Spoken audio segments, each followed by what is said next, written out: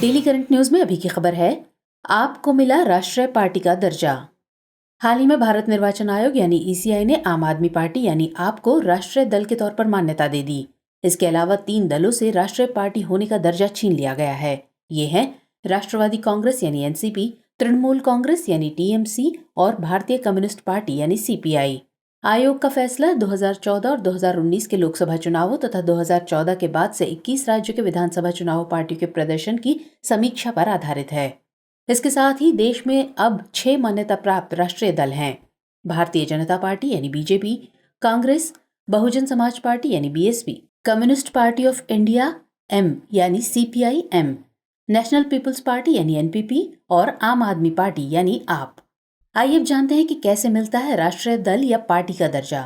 तो चुनाव आयोग के नियम के अनुसार कुछ प्रमुख शर्तों को पूरा करने पर आयोग द्वारा किसी दल को राष्ट्रीय पार्टी का दर्जा दिया जाता है।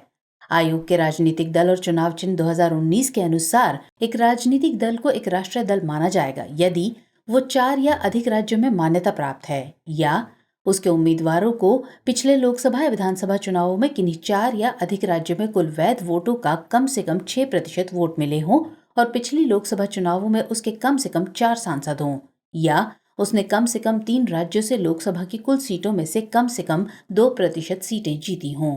गौरतलब है कि एक राष्ट्रीय पार्टी का दर्जा अन्य लाभों के अलावा ये सुनिश्चित करता है कि पार्टी का चिन्ह देश भर में उसके उम्मीदवारों के लिए आरक्षित है और उसे राष्ट्रीय राजधानी में एक कार्यालय के लिए भूमि मिलेगी।